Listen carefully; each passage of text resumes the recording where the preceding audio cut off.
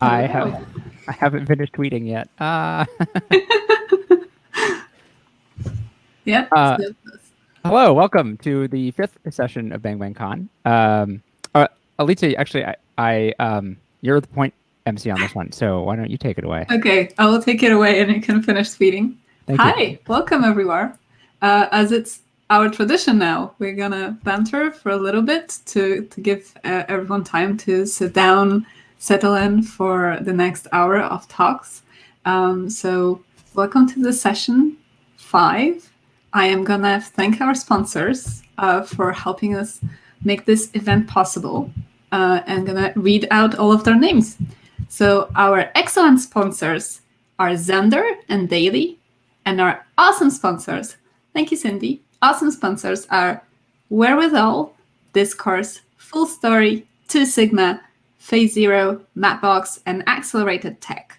We are super grateful to have so many sponsors that makes it possible for us to pay our speakers, to make sure that our ticket prices are accessible and allow for everyone to be able to afford it and to have the space and to have wonderful AV and captioning and everything we need to make this conference accessible for everyone. So thank you for supporting us this year. And we are super excited that you're with us. And some of our sponsors have been with us for a long time, and it's wonderful that they come back every year and are as excited as we are. So it also makes our lives a bit easier to know there are always sponsors who are happy to help us out every year. It's just amazing to me that this conference, which basically started as a joke, people believe in it, and believe in it enough to put some money in on it, which is just absolutely amazing to me. It's incredible that we've had the financial support both from sponsors and then of course from all of you who bought tickets that allow us to do things like run Bang Bang Con every year in the way that we really want to run it. So thank you also to everyone who bought a ticket, especially those of us who went above and beyond in your financial support there. And if you didn't, that's okay too. We're very glad you're here. Yeah. And coming back to Twitter, I would like to remind everyone that we would love to see your experience of Bang Bang Con. And we've seen some tweets and super excited whenever we see something. And you can see us retweeting things and liking everything all around because it's so fun to be popular. Whenever we log into the Twitter accounts, like, yes, I'm famous. It's 5 minutes. It's so funny because last night I logged into Twitter and our notifications was like 20 plus, which I think is as high as it goes, at least at our level of fame. And I was like, oh, what did we do? This was like hours after even the session had ended. And it turned out that somebody popular in the BTS community had tweeted about us and gone mildly viral. And so it was great. I spent some time responding to the BTS stans. Everyone's just so lovely. Yeah, we love ARMY. It's great. We made our shirts, our color and shirts are purple this year. We've leaned into that. It's great. I think BTS even has a single coming out on the 23rd. Somebody was tweeting about this, or somebody was telling us about this in Discord, and I think I've lost it, unfortunately. Let's see. BTS ARMY, a music video will drop at 12 a.m. Eastern on Friday morning with BTS. I think it's called Butter. I know almost nothing more about it except that. But if you're a BTS stan or not, stream Butter on this Friday, I said? Yeah, 12, Friday. Yes, I was saying that this is what we're going to listen to on Saturday for wrapping up Bang Bang Con. Definitely. It's going to be Butter all around. So if you're tweeting, remember that as much as we love BTS, they kind of took over all of the other hashtags we've had before. So our hashtag is virtual Bang Bang Con because that one is actually us. But also you can just add Bang Bang Con, which is also us. For a lot of people, though, it's very confusing that we are named this way. So we can see still a lot of BTS tweets going our way, which is lovely. We love BTS. It's great. I made a BTS had a Bang Bang Con just a couple of months ago, and I made a parody of their poster, which was our information, but like in their visual style. And then we decided not to tweet that because we love BTS and we do not want to hear from their lawyers so much. Yeah, yeah. We also don't want to confuse all the fans. You know, Exactly. We want to make sure that everyone knows that whenever they send us some love, it's Bang Bang Con the conference, not Bang Bang Con the BTS concert. Right. So no confusion. Yeah. Yes. Yeah. So I think we have given everyone a bit of time to settle in. I bet people are here. Do you want to? I have pulled up the bio and the name of the talk. So do you want me to intro it or? Go ahead. All right. I say that and then I need to find it among my tabs. Here it is. Session 5. All right. Our next talk is Numeric Data Types in the Wild, or Things I Learned from Last Night's Dinner Receipt by Michael Woods. Michael is a physicist turned inventor out in California. He works by day as a principal systems architect at Magic Leap and spends his evenings studying everything under the sun. His perfect vacation is spending a couple of weeks in a new city, ensconced in cafes, speedrunning an online class. He believes that self-improvement in every form is simultaneously a skill, an art, and a lot of fun.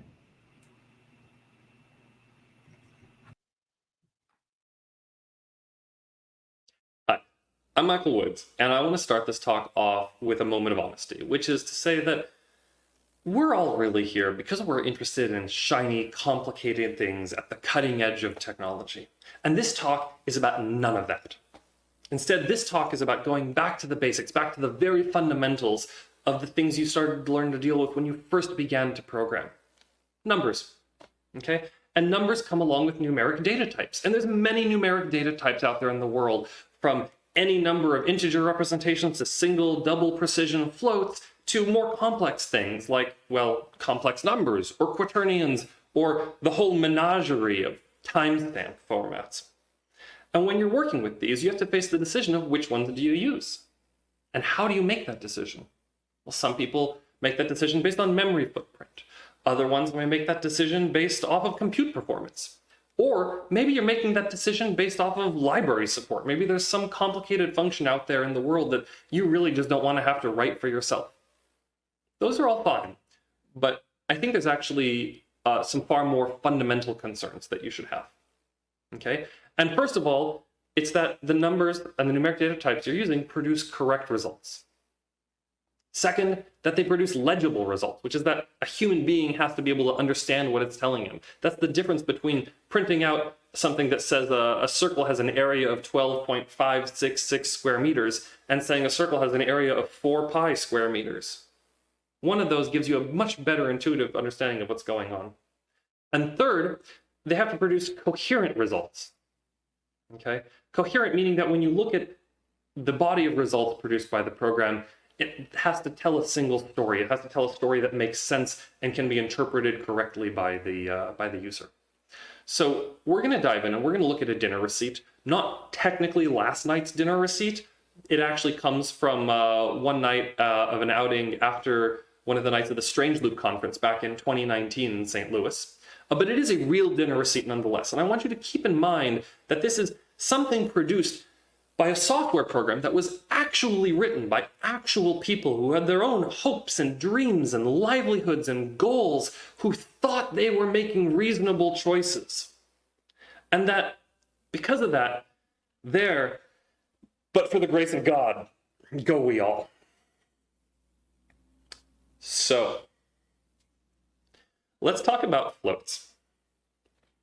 Does anyone recognize this number? Does anyone have any idea what this number is telling them? Maybe some of you. If you do, you were a math nerd as a kid, and that's okay because I was a math nerd as a kid, and that's the only reason that I recognize this number.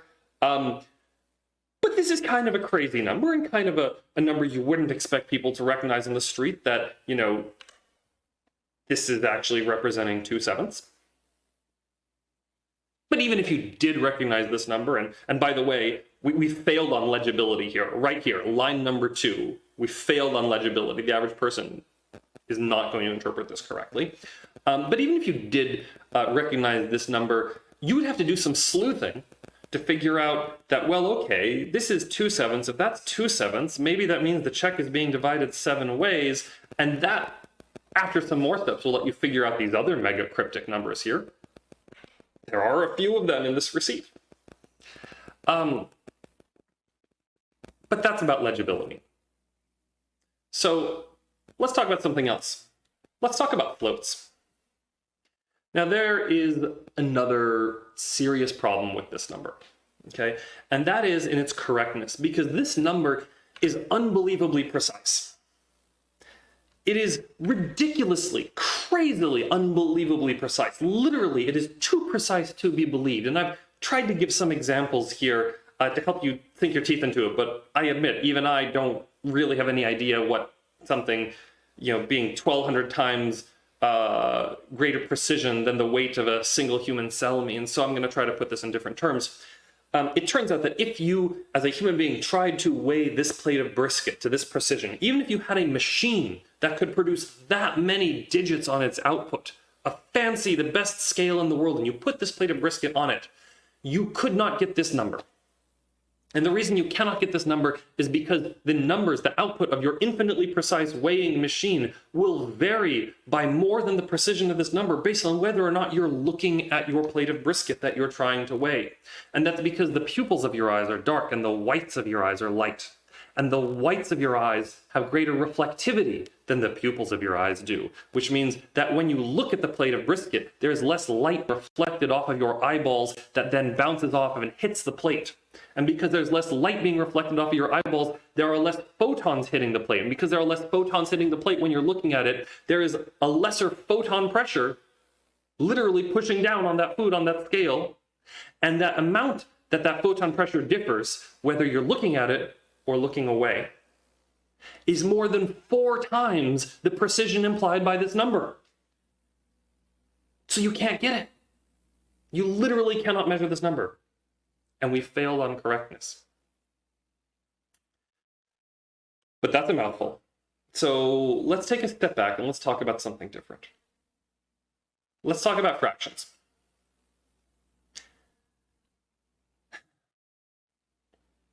So, just as I try to piece this together, after all of that hubbub with mega cryptic fractions trying to figure out what 0.4285 actually means, we could have just had the program print out 1/7. How does this happen? And more importantly, what's going on under the hood? Because if you think about it, printing out 1/7 is not actually an easy thing to do necessarily. It's a weird thing to do. Maybe there's a whole computer algebra system hiding under there that's only applied to coleslaw but not to brisket. So we got to figure out, like, what is the internal logic here that's going on? And I think there is a clue to the internal logic here, and it's the fact that this is coleslaw, because coleslaw on the menu was a side dish, okay? And side dishes at this barbecue restaurant were sold by the unit, as opposed to the meats, which are sold by the pound. And you can obviously order a fractional pound, but you can't order a fractional unit of coleslaw. So maybe our idea, our mental construct of the internal logic of this program is that all of the main dishes, the meats and such, are sold by the pound, so you get a fractional number when you divide them, and all of the side dishes are sold by the unit. And so, of course, all of the side dishes have to be represented, in all cases, by an exact fractional number. So let's talk about side dishes. As we can see, we've got a side dish that is represented by an exact fractional. Okay, in all cases, side dishes are represented by exact fractional numbers, except when that number would be 1, in which case we have extra control logic to omit it. And that's our new logic. That makes sense here, right? So let's talk about side dishes.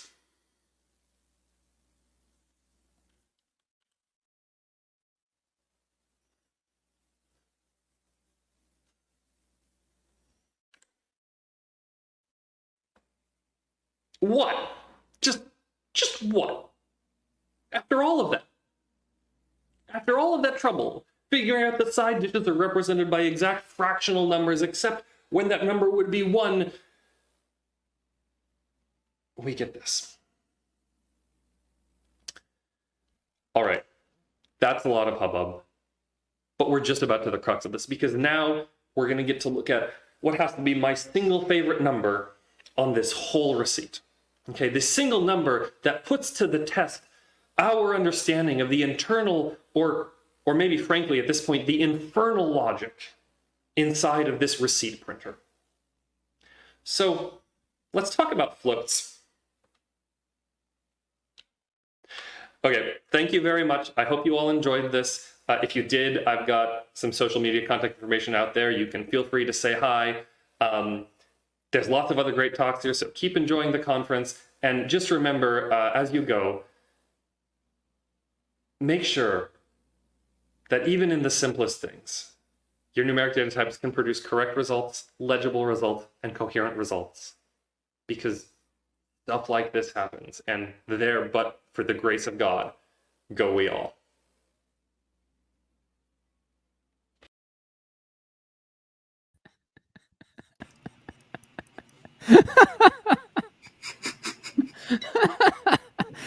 That's Bang Bang Con stand up.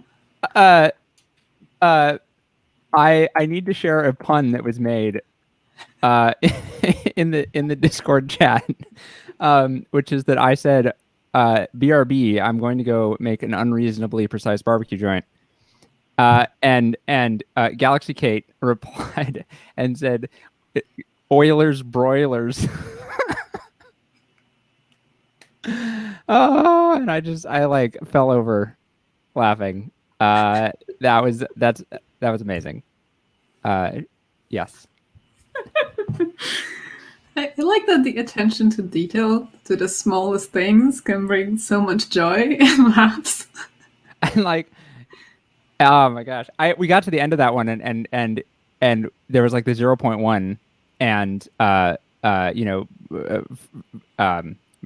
or maybe you don't, for everyone watching, the 0.1 is like not very representable in a lot of floating point contexts, which is the joke about like floating point right there at the end. And so I was like very excited to get into the like math behind like how it can display like 0.1 on this receipt.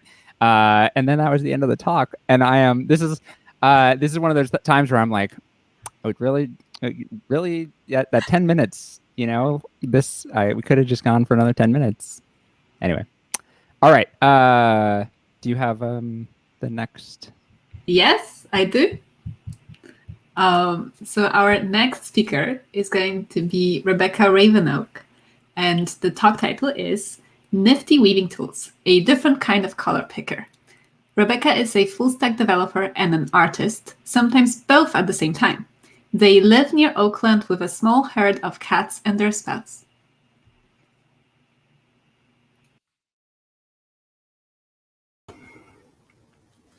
All right. Hi. Hello, everyone. This is a different talk, obviously. This is about a color picker I built for weaving. So let's get into it. Hello, this is me and my loom, who is from the late 1930s. She's really big and really old, and I love her so much. I started weaving in 2013 on this loom because it seemed like a good fit for me and my other yarn collecting hobbies. It's gone pretty well since then. Weaving, it was really interesting to me because it has a long history intertwined with the history of computers. However, that's not what this talk is about. This talk is about the decisions that go into a piece of fabric that I make and how I use computers to help me make them. So what is weaving? I don't expect literally anyone to know what weaving is. Weaving is the process of making fabric using a loom. The loom will hold the lengthwise warp threads taut, and it can raise and lower them so that the weaver can pass the weft threads over and under the warp threads, forming the structure of the fabric. I'm going to talk a lot about warp and weft in this talk. You don't need to know anything else about weaving for the most part. It helps to remember that wefts go from left to right, and warps are the ones that go up and down. So in the piece on the right that you see, it has a white warp that's almost entirely covered by the black and yellow weft. That means the piece is weft dominant because you mostly only see the weft, but other pieces of fabric can be warp dominant, or most of them are balanced, which means you can see both the warp and the weft at the same time, which is useful.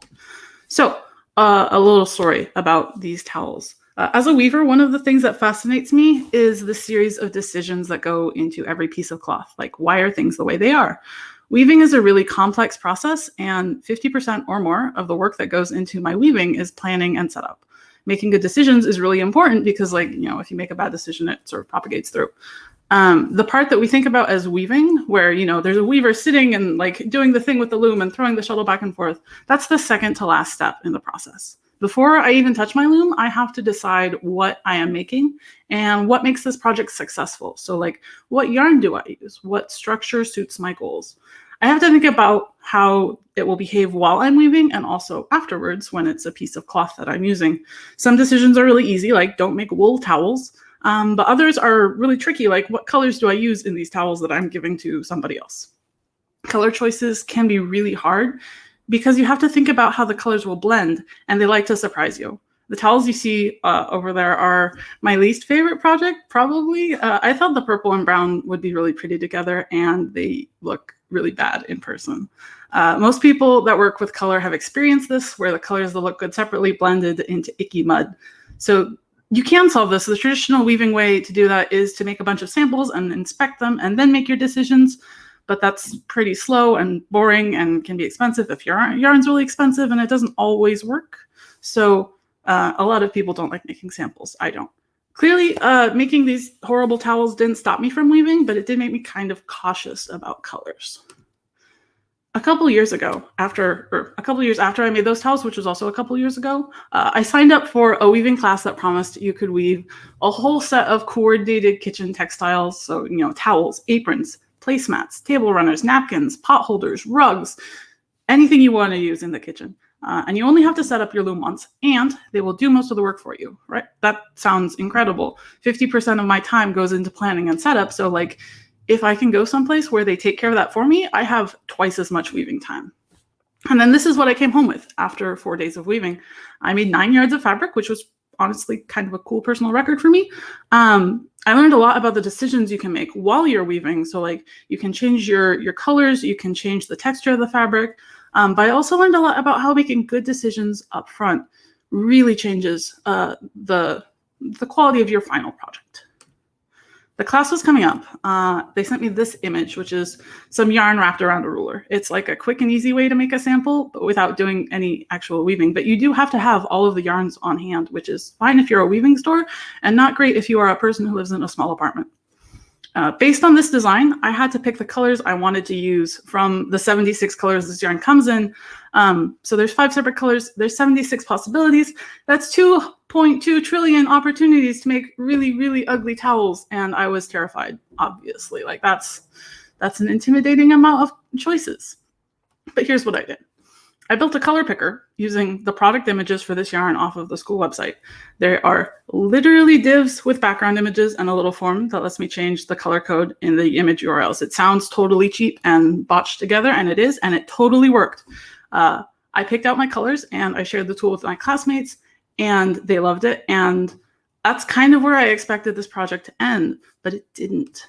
This was a huge hit with my classmates and the staff at the school. They asked if I would be up for building a more general purpose stripe tool, and of course I was, like that's what I do.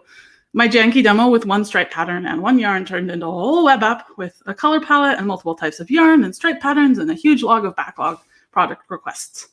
Right? Like that's success in software. Like you have people using it who want more, and so you're like, yes, I did it. I'm so powerful. When the pandemic hit and classes had to shut down, we started stress testing it with kits that people could design and weave at home. And that was all great, but there was one piece missing. Remember how colors like to surprise you? So the problem with these towels wasn't that the purple and brown looked bad next to each other, but that they blended in a really gross way. So the top half of this picture, you can see what they look like unwoven, just like stripes next to each other. But the bottom half shows you what it looks like once you start passing the left back and forth. The brown stripes stand out a lot because the yarns are the same color, so they kind of reinforce each other. But the purple stripes kind of fade into this weird, funky horribleness. My stripe tool could have shown me the unwoven stripes, and I might have made better decisions based on that, but it wouldn't have told me what the final cloth would look like. So hasn't anyone solved this already, right? Weaving has been around for 8,000 years. Somebody at some point, probably between the advent of computers and now, should have, figured out how to deal with this. And they kind of have. There's a whole category of software for weavers called weaving software that's used to design cloth and optionally control computer-driven looms. You can do really cool things with it. However, it is expensive, and it has a steep learning curve, and it is not designed for picking colors. This is Fiberworks, which is a very popular and feature-rich weaving software suite, which I use personally, and its color palette is almost as good as MS Paint. Like, how do you even get accurate colors using this? You don't. You can, with some work, find an accurate RGB color for a given yarn, then input it and use it in your design. And if you're really dedicated, you might convert all 76 colors of this yarn to RGB and enter those and redo that every time you want to make a new project. And that's terrible. I've done it once. Just don't. Nobody does this. What actually happens is that people pick colors that are close enough and hope for the best. And it's a great way to be surprised, usually in a bad way. But unlike Fiberworks, we have a color palette that works for us. It's built into the stripe tool. It's specific to one kind of yarn, but that's how yarn actually works. You either buy it from a company with a large range of consistent colors, or you dye it yourself. People who dye their own yarn are generally pretty happy with surprises because it kind of comes with the territory. But the rest of us tend to just buy our yarn, and that's a pretty big group of people, honestly. So people who buy yarn online are already familiar with these palettes because that's how yarn is sold. Like, you pick one of these swatches when you're buying yarn. You don't tell them, I just want red. So the flexibility of that's built into Fiberworks with its complete RGB color system actually works against them because very few people actually want to convert these swatches into RGB colors. It's just not fun. So we have everything we need, right? Like, we've got the color palette that works, and we have enough HTML to be dangerous. So we can have weaving software with really accurate colors, and it's pretty straightforward. So some quick background more about weaving. This is what a weaving draft looks like. The bars on the bottom and on the right have weaving instructions, and the large center section shows you what the woven cloth will look like. Every pixel in the center represents one thread crossing over another, and whatever thread on top is the one that's visible. It's a fun logic to do it's a fun logic puzzle to make one of these by hand, but obviously it's a lot faster to have a computer build it for you. The stripe tool used divs because that was good enough, but this requires more complexity, and that's where SVG comes in. If you're not familiar with SVG, it's just a tool that lets you draw based on coordinates, like draw a rectangle that's 100 by 200 starting at some specific point. The skeleton of the draft we can draw based on those rectangles, and then the colors are defined by patterns. You can describe your warp and your weft stripe with patterns in SVG, and then make a mask that describes the texture of the cloth based on the weaving instructions that you can see in the draft. If the warp thread should be on top, then the mask will let the warp color through, or it will cover it with the weft color, just like the way fabric works. To change the colors, you only have to change the warp or the weft pattern, which is great because that's computationally very cheap. If you're editing it and you're changing the weaving instructions, all you have to do is, recompute and redraw that section of the mask, and it's still pretty fast to do in the browser, which I think was my initial biggest concern about this. Is it going to be performant? And it was. So I want to end by showing you the kind of power this tool has. These are all the same design in different colors.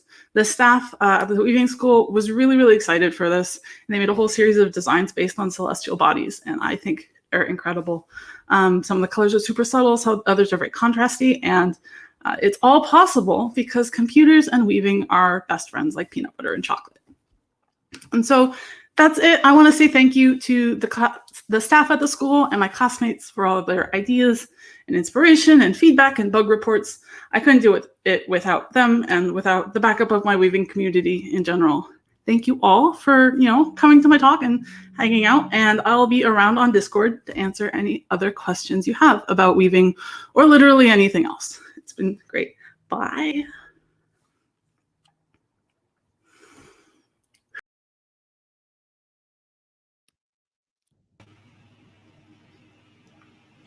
That was so cool. I loved the Bang Bang Con pattern. Yeah. Towards the end there. Very connected as a fellow yarn crafter. very connected to this talk and all the pain, and now I want to use it for knitting because I'm running into the same issues. So it was awesome. That was I definitely like, I see SVG all the time, and I've used it like once or twice, but it's such a powerful tool, and just seeing how you can build, you know, these kind of like graphical representations of things so quickly, and like programmatically. Like, I don't know, I always reach for like JavaScript Canvas or you know, something like much heavier. I don't know if that's really like heavier weight, but there's like a lot less built into it versus SVG, where you're just like, yes, please draw me a rectangle. I think if someone described SVG the way, to me, when I started out, the way that Rebecca did in their talk, which was like, oh, it's just a thing you drop shapes in to draw. But like, Right. oh, that sounds super easy and not intimidating at all. But when people introduced me to SVG, it was like, here is a bunch of numbers in these tags, and now you have to figure it out on your own. I'm like, great, bye, thank you. And I feel like a lot of people get into SVG through like opening up something generated in like Adobe Illustrator or something, where it's just like, you know, it looks like that receipt from the last talk, and you just have no idea what's going on. Versus if you lovingly handcraft it, then SVG is a very friendly file format. Yeah. For some value of friendly. Awesome. Do you want to introduce our next speaker? I would be happy to. The next talk is It's My Party and I'll Build My Own Virtual Social Platform If I Want to, by Sarah Farquharson. Sarah is a lifelong generalist who enjoys writing code, aerial silks, and talking enthusiastically about her myriad of other interests. Previous short notice projects she has thrown together for her birthday include learn to scuba dive, perform a cello concert on a cruise ship, and put on a guest-filled charity fundraiser live stream.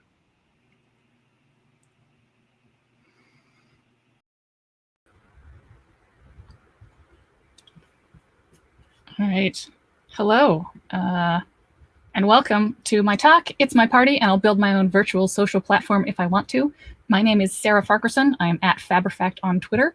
I'm going to talk to you about why I wanted to throw a virtual birthday party in the first place. Mainly, it's because I like making a big deal out of my birthday. As you heard in that introduction, I have previously thrown a cello concert. I have baked hundreds of cupcakes for complete strangers at events. I have gone to Europe twice. I like doing a big thing and potentially inviting all my friends to participate. In 2021, I was thinking maybe I would rent a castle in France. Then COVID happened, and it turns out that throwing big parties or going to France were not on the table. But I still wanted to do something, and I wanted to be able to invite all of my friends. I have a distributed friends network of people all over the world. So where could I hold it? The simplest solution is video call software. All of us has gotten very familiar with Zoom over the past year. Multiplayer games are another option. I have gone to concerts in Minecraft and birthday parties in Animal Crossing. And there has been an explosion of purpose-built social spaces just for holding events in a more fun way than either of these other two options, including Skittish, where we're holding the hallway tracks for Bang Bang Con this year. So which of these did I want to choose? First, I have to know what makes a good party for me. One of the first things that has to be accessible. And I don't necessarily mean in the closed captioning sense, although that is very important as well, but just people being able to access it. If I were to have my birthday party in France, only my friends who can afford to go to France would be able to come. Same thing if I hold my party in VR chat, only my friends who have VR rigs would be able to attend. So I have to think about what kind of tools everybody will need to use to participate. Then I would like to be personal and personalize it a lot. You can't tell anything, this image in the top corner, but for real life parties, I have spent dozens of hours hand making dozens of LED candles to string from the ceiling to get a floating candle effect. I like personalizing my space. And I also like personalizing my look. This is what I look like, and I like dressing interesting at real parties so that it forms a conversation starter. And I like having that in my virtual spaces as well. I also like it to be spatial. The worst kind of party that you go to is everybody stands in a big circle listening to the two most opinionated people talk. In a really good party, like a house party, there'll be people in every room talking about different things. These people over here are watching YouTube. These people are talking about cooking. Some people are throwing ball in the backyard. Getting that effect of where you can wander from room to room and see what different people are up to, join this party, go see the cat in another room. That's a really valuable thing that I would like to replicate in a virtual space. Speaking of pets, pets are an extremely important part of parties because that's how your introverts can interact with people without having to walk up to a group of strangers and insert themselves into a conversation. Instead, you go and find the cat and everybody just talks about how cute the cat is. Kate Compton here at Bang Bang Con, actually in Skittish, introduced me to a great term for this from Gretchen McCulloch called cheese plate, which is another way of thinking it. In a real party, you have the cheese plate, which both you go into the kitchen to get some cheese and you talk to people about, oh, have you tried that one? And also it gives you a way to leave conversations in a polite way. You just say, oh, sorry, got to go grab some more charcuterie from the board. So having those sort of interactive ways and reasons to move from space to space are very important. And the cheese plate or the chat pad implies more than just the conversation topic. It's also that interactive thing. There's been a lot said about how video is important when trying to communicate online, because that way you can see faces. It's more than just words. And in a virtual space, I want either to be able to, for the person I'm talking to know that I'm laughing at their joke, even if my microphone isn't on. I want to be able to wave at somebody across the room without necessarily interrupting whoever's speaking. And a lot of times I want to sit in the corner, maybe doing something weird and see if anybody comes to join me. That's what I do at real parties. And I want to be able to do that in a virtual party as well. So maybe we have some kind of virtual drawing space off in the corner there. So which of these spaces meets the requirements? Video calls are pretty much right out. They only support that kind of one or two people talking at a time and everybody else is just an audience, and it's hard to get a real party feeling of that. Multiplayer games can be great, but I don't actually play any of them, and so I don't know any that all of my friends would find accessible. So the purpose-built social spaces seem to be so great. Unfortunately, a lot of the best ones like Skittish and RC Together, they're not even out for public consumption now, let alone when I was trying to work on this in December 2020. And the other ones that were available were fine, but Gather was one of the ones that I tried that was almost right, but I couldn't make my character have blue hair, and that was really important to me, and I couldn't do a custom map the way I wanted. So obviously I decided to build my own space. It seemed obvious, like, it had been almost a year since people started putting events online. Why hadn't anybody successfully made this? So I was going to build my own. First off, I need a UI. I know that I like that game-like UI, so using a web-based game framework seemed obvious. It would be accessible to anybody with a browser, and the game framework would handle all the putting in maps and avatars moving around, so I wouldn't have to write as much code. I found a game framework written in JavaScript called Phaser that did most of what I wanted to. And a lot of these things, you can use the tiled map editor. These are all open source software. You can just make maps using free assets. And for free, now I have a great UI. Now I need to communicate with people. This is definitely the hardest part of it, but there is a protocol called WebRTC. It's an open source technology for peer-to-peer communication. The RTC stands for real-time communication. So it does real-time audio and video as peer-to-peer. It's open source. There's tons of libraries available, and it works just in your web browser. It's good that the libraries are available because implementing it from scratch is a little tricky if you don't know what you're doing. But I found another open source project called Jitsi, which is a video conferencing software. It uses WebRTC under the hood, and it allows you to do video conferences and also modify it. So here I could modify and put my own visual front end instead of the regular video call front end. So to add that feeling of space, the magic sauce is to make multiple conversations possible is audio spatialization. With the Jitsi video conference, all you have is that video conference problem of everybody in the same room. But with spatialization, if you're on a map, as you get further away from a sound, it gets quieter until finally you can't hear it at all. So if you're different people standing in different parts of the map can have different conversations, while technically being in the same room still. So you can still easily wander from one conversation to another. It seems perfect. And luckily somebody had already made an open source library to do audio spatialization localization wrapped around Jitsi. It seemed I was home free. And in about 2 weeks, I had managed to make this little map here where I had avatars. I could join the call. I would have video and audio, and it would be spatialization. Seems like I'm home free, right? So this is when I learned the hard way why my perfect system did not exist already. The main thing comes down to performance. Peer-to-peer connections, especially using video, do not scale. If I want to have 100 people at my virtual birthday party, I would have to be sending my video stream to 100 people and receiving 100 people's video streams. And it turns out it falls apart at more like half a dozen. And in order for that spatialization to work, as I said, you're all in the same room. So you can't even cut it out by, 10 people over in this room and 10 people over in that room without losing that spatialization aspect. So now, and then you add your game front end on JavaScript on top, and it's just a performance nightmare. So now you have to have a server. You need to learn how to run a server that will take all of that video and audio and crunch it into a custom stream for every person.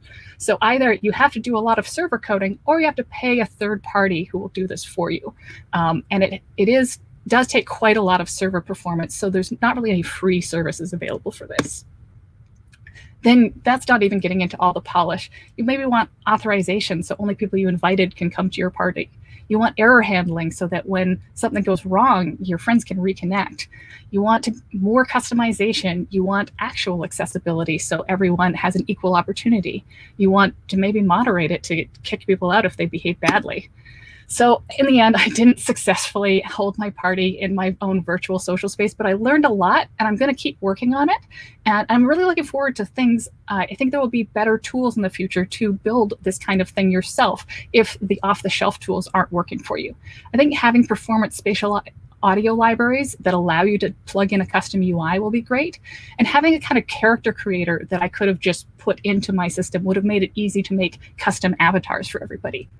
The main thing I think that the current systems are lacking are better cheese plates. I think right now there's not a lot you can do in any of the social spaces other than walking up and talking to people about how neat this social space is. Having more interactive things that you can build, or game-like systems. Speaking of which, the level design of the spaces needs to encourage people to form small groups rather than the one big circle where only the two most extroverted people talk.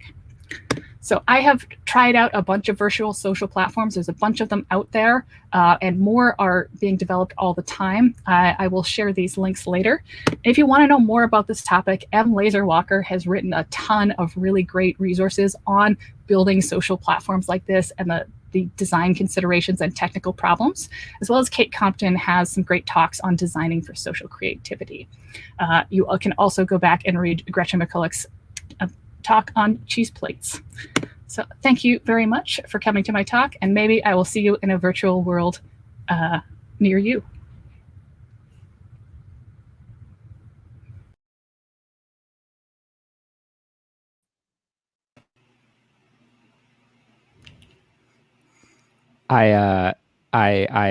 It's cool that there's a shout out to Skittish. That's what we're using. For anyone not who didn't get a ticket, we're using Skittish as our like virtual space after, and it's cool. We the inventor, the creator of Skittish is is at Discord, and so there was some good discussion about kind of the features that were there and missing in the platform that we're using. So that's cool. It's a super interesting space that I feel is like just starting to get explored. Yeah, I like so as someone with misophonia, maybe I don't love the idea of people eating in a shared social space, but I like the idea of cheese plates as something that you can like come to and grab something. Like when we had Bang Bang Con in person last time, Bang Bang Con East, and we had those amazing chairs that you could kind of like hide in if you put two of them together and you could put a blanket and then people were hiding. Yeah, I would love something like that in a virtual space when I can go there and be like, I love you, everyone, and I need 10 minutes with no inputs, but I'm not going to jump off. Yeah, we need more physical things. I feel like you could do, the mention of cheese plates at the end. Like you could have like a cheese meter that slowly runs out, and then like you have to go eat like eat in game, which just like encourages the groups to like break up occasionally. Yeah. It's like contrived, but I don't know. I'm just brainstorming. We should jam some more ideas. I guess on Discord we can jam ideas on how to make it even better, especially, you know, since we are doing this virtually, improving our experience as well. It's awesome to think about this. So thank you. This was delightful. I love that you're celebrating your birthdays.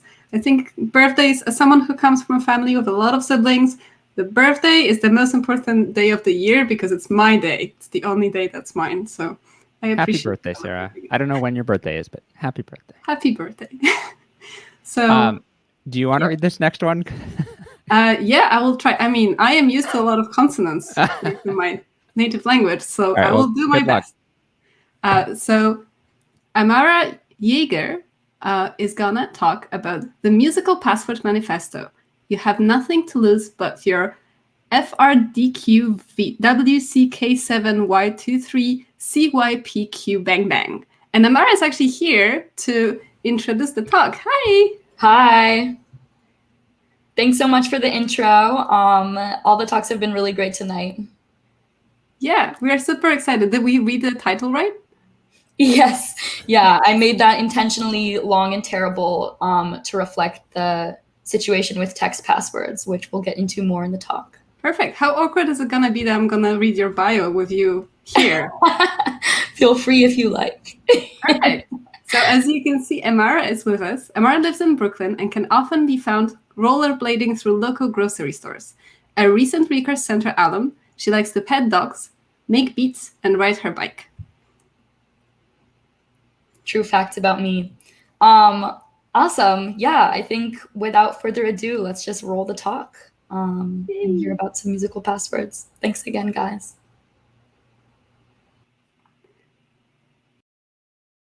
Hi, everyone. Today, I'm really excited to tell you all about musical passwords and how you can make authentication more fun. This topic is pretty new to me, and I had a lot of fun learning about it. And I wanted to also let you know that this talk came out of a project completed at the Recurse Center that I co-created with my friend Azad. So to start off with, you've probably already typed a plain text password today. I know I have. And while a lot of people are advocating for switches to more modern solutions like biometric IDs, like face or fingerprint recognition, or else two-factor authentication, those come with their own drawbacks and concerns. And either way, for now, plain text passwords still really dominate the landscape, and they don't seem to be going anywhere in the very immediate future. So there are all kinds of historical reasons why we ended up here talking about plain text passwords as opposed to any other kind. The ancient Roman military actually used passwords. But that being said, this particular type of authentication is, at least in my opinion, totally arbitrary. And for me, it's kind of fundamental to my view of the world to question why things are the way they are and just explore and imagine ways that they could be different. So, in summary, authenticating with a plain text password is a pretty arbitrary convention, and for most of us, typing out a randomly generated sequence of characters does not spark joy. Authenticating with a musical password is definitely equally arbitrary, and in my opinion, it's also a lot more fun. So I've created a stripped-down implementation of musical password authentication, which should give you what you need to implement it in your own projects. The link to explore and interact with this code is up on the screen here, so I encourage you to just play around with that. And I'll also throw that link in the chat so that you can check it out later. So broadly removed from any one specific login context, here are the pieces that we're actually going to need for this to start working.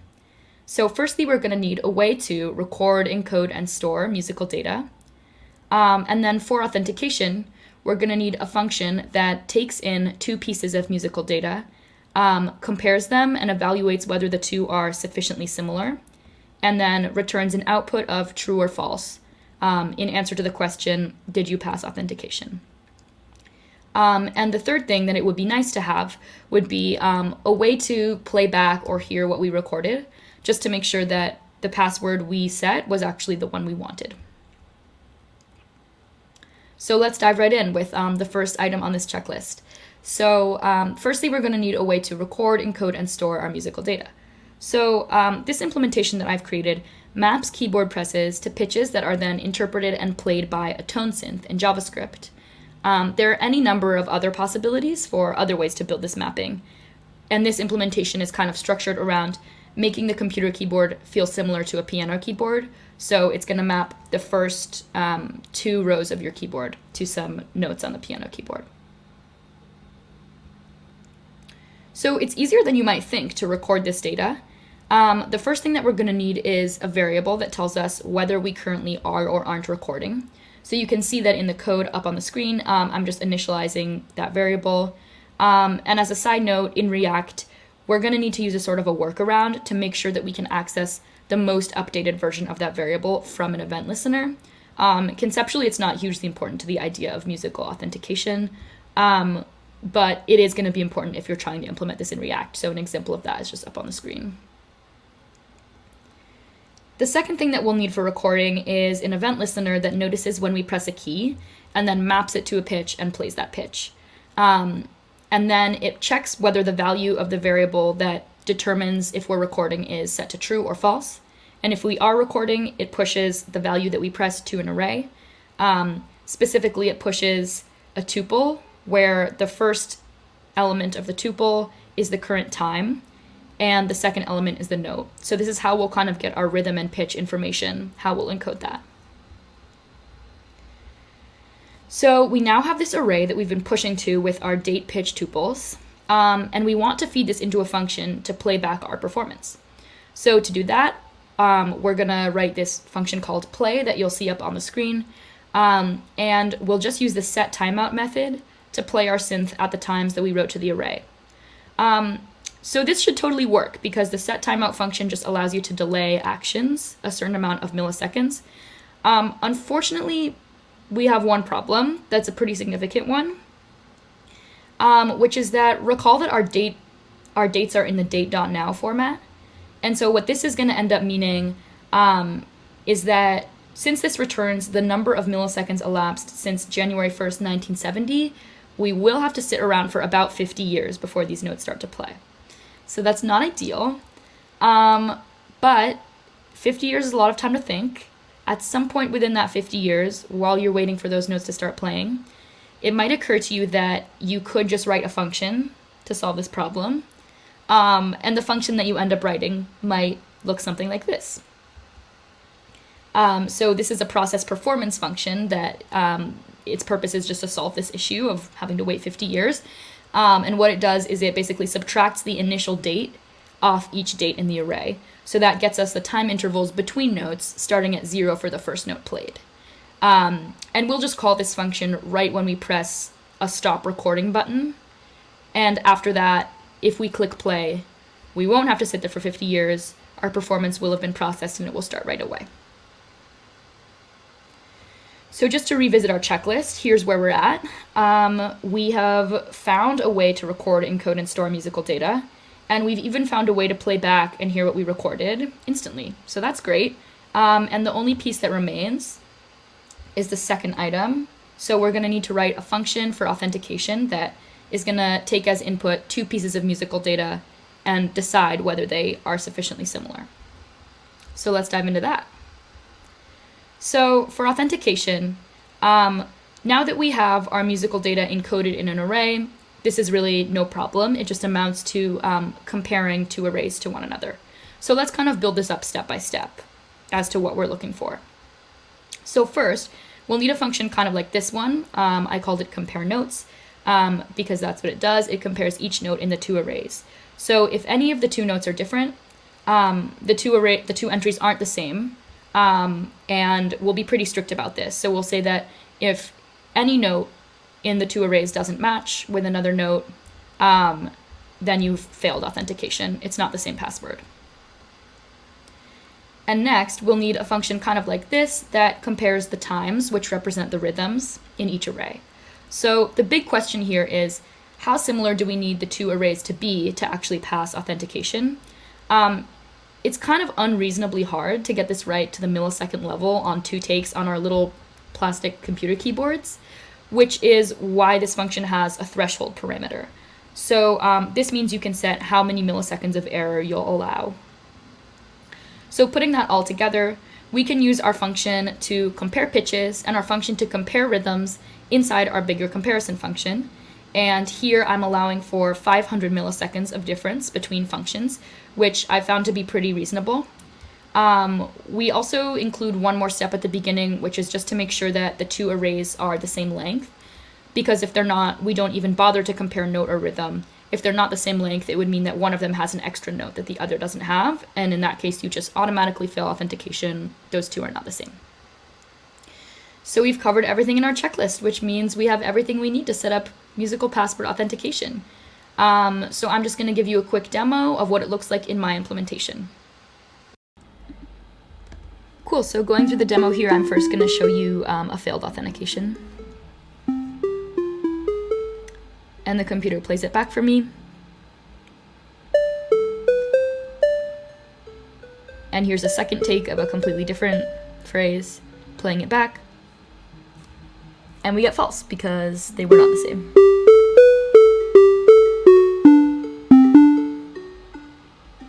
Now for an example of true, I just played one phrase.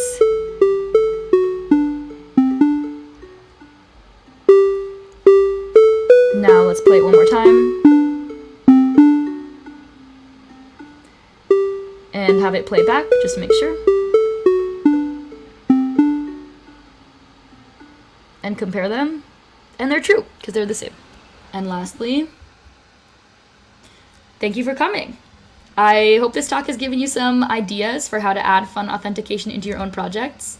And thanks again. Thank you so much for coming. Have a great night.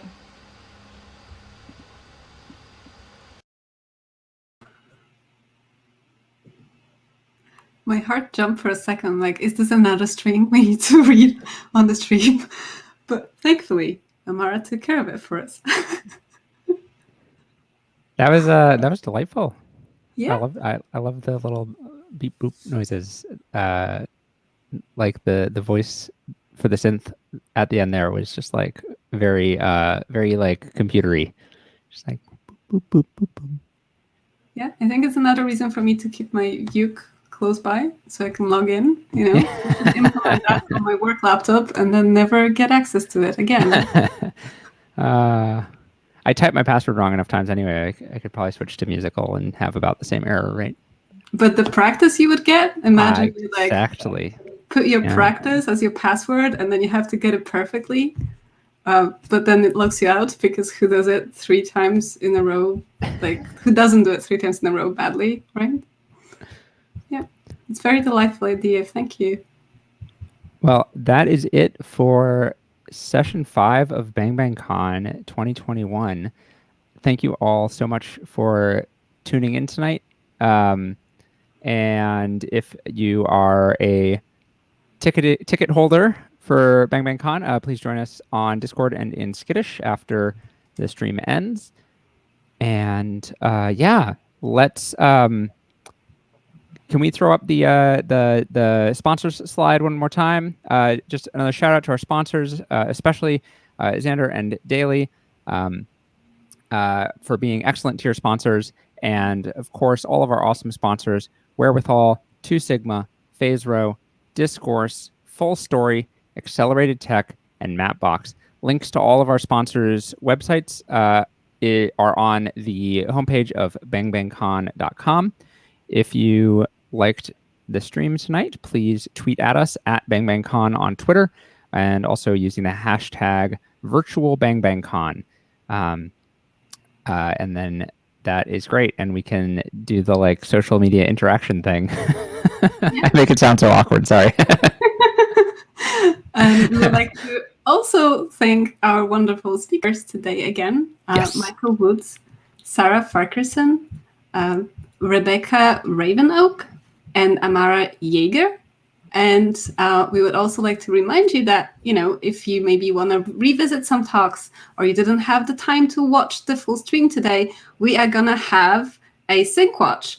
But because tomorrow is our only day during the week where we're going to have a sync session in the morning US time, meaning 11 a.m. PT, 2 p.m. Eastern. This is the time when we actually are not going to have the Syncwatch for today's session. The Syncwatch for today's session will be on Thursday, May 20th at 11:30 p.m. IST, 8 p.m. CST, 7 p.m. BST, 2 p.m. EDT, and 11 a.m. PDT. So remember that the Syncwatch is a day later because tomorrow is the day for our midday US/Canada time session, and then we'll have the Syncwatch for that session in the evening.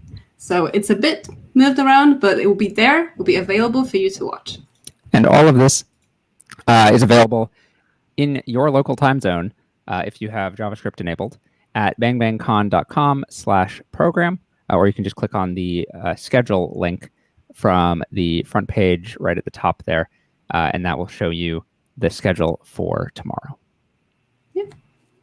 Great. We will see you all later. Thanks so much. Thank you.